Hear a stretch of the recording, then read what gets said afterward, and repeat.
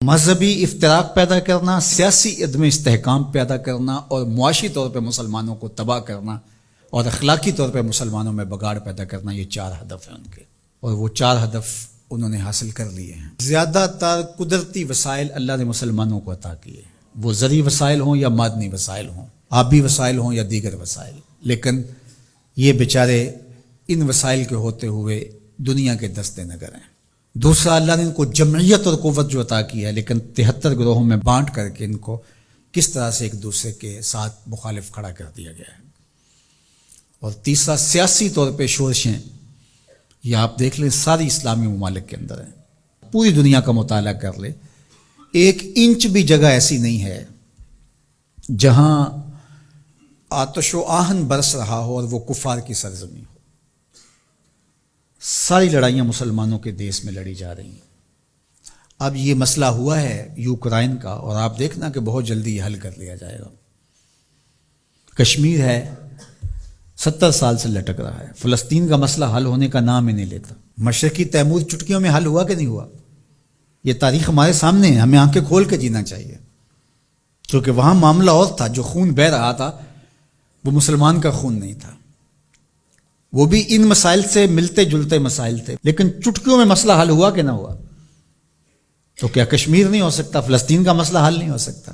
اب عدم استحکام ہے، جتنے بھی ممالک ہیں وہ ایک اچھے انداز سے چل رہے ہیں، جو عدم استحکام ہے وہ ہمارے اسلامی ممالک کے اندر ہے۔ خانہ جنگیاں جتنی بھی دیکھ لیجئے وہ یہاں ہمارے ممالک کے اندر شروع کروائی جاتی ہیں، تو ہم اپنے نبی علیہ السلام کی تعلیمات کو فراموش کر گئے اور ہم اٹھتے ہی نہیں پا رہے، اور ہماری بڑی بڑی سلطنتیں جو ہیں، وہ اندلس کی سلطنت دیکھ لیجئے کس طرح تباہ و برباد کر دی گئی، سقوط بغداد ہوا، اسی طرح خلافت عثمانیہ کا سقوط ہے، سقوط دہلی ہوا، اور ہماری اس ریجن کے اندر دیکھ لیجئے یہ ایک سقوط کابل ہے، اسی طرح سقوط ڈھاکہ ہے۔ تو یہ سارے سقوط ہمارے ساتھ ہی کیوں ہیں؟ اس لیے کہ جب ہم اپنے نبی کے دامن کو چھوڑ دیں گے تو یہ رسوائیاں ہمارا مقدر ہوں گے۔ ہمیں ہمارے نصابوں میں یہ پڑھایا ہی نہیں گیا کہ جس طرح نماز تمہارے اوپر فرض ہے، باقی امور تمہارے اوپر فرض ہیں، امت سازی کا عمل بھی تمہارے اوپر فرض ہے۔ جس طرح حضور علیہ الصلوۃ والسلام کا نام عقیدت سے لیا جانا اور آقا کریم علیہ الصلوۃ والسلام کی محبت تمہارے اوپر فرض ہے اور محبت کے تقاضے تمہارے اوپر لازم ہے، تمہارے اوپر یہ بھی اسی طرح لازم ہے۔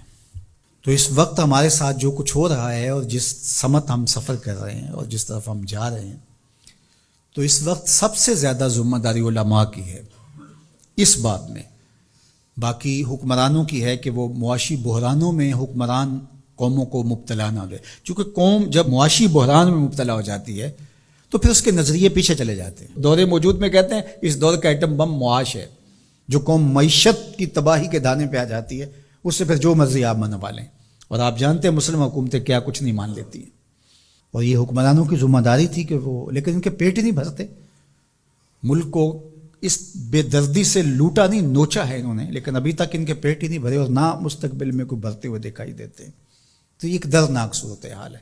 جو اسلام کو دوسرا بڑا نقصان پہنچایا ہے وہ ممبر و محراب کے ذمہ داران نے پہنچایا ہے۔ بر صغیر پاک و ہند کے اندر تجزیہ کرتے ہوئے حضرت مجدد الفسانی علیہ الرحمہ نے کہا کہ 4 طبقے ایسے ہیں جنہوں نے سب سے زیادہ اسلام کو نقصان پہنچایا ہے۔ یہاں پر اس ریجن کی وہ بات خاص طور پہ کرتے ہیں، وہ فرماتے ہیں ان میں سے ایک علماء سو ہیں، انہوں نے اسلام کو بہت زیادہ نقصان پہنچایا ہے۔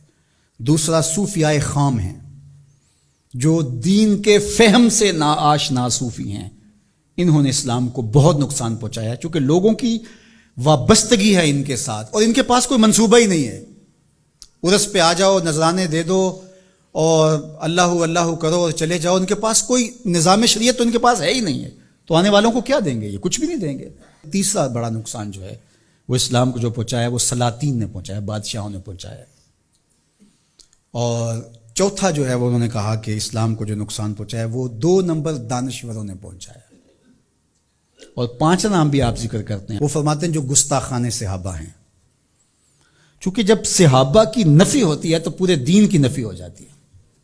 حضور کے تیار کردہ یہی لوگ تھے نا، حضور نے جن پہ محنت کی اور جن کو حضور نے اپنے سینے کا نور منتقل کیا، اور اگر ان کی نفی کر دی جائے تو پھر اس کا مطلب یہ ہے کہ دین کی عمارت گر گئی. پورے نظام کا انکار کرنے کے لیے ان کا انکار. جو امت کے اندر تفریق ہوئی، تشتت ہوا اور بے جا تشدد ہوا، اور امت کے اندر جو فکری ناہمواری پیدا ہوئی، باہمی منافرتیں انتہا کو چھونے لگی، سوچ سمجھ فہم ادراک کی قوتیں سلب کر لی گئیں، یہ سب کچھ منبر و محراب کی وجہ سے ہوا. اور اس میں علماء حق یا علماء ربانی یا علماء راسخین جس کو قرآن نے کہا ہے وہ نہیں شامل، لیکن علماء سو جو ہیں سب سے زیادہ مسلمانوں کو اگر نقصان پہنچایا ہے علماء سو نے پہنچا. اللہ ہمیں امت واحدہ کے نور سے مالا مال فرما، ایسی امت واحدہ جو تیرے محبوب کی سچی غلامی کا حق ادا کرنا جانتی ہو، ایسی امت واحدہ جو صحابہ کے در کی دہلیز کی نوکر ہو، جن کے رگ و ریشہ میں اہل بیت کا پیار محو نفوذ ہو، جو اولیاء امت کے طریق پہ گامزن ہو.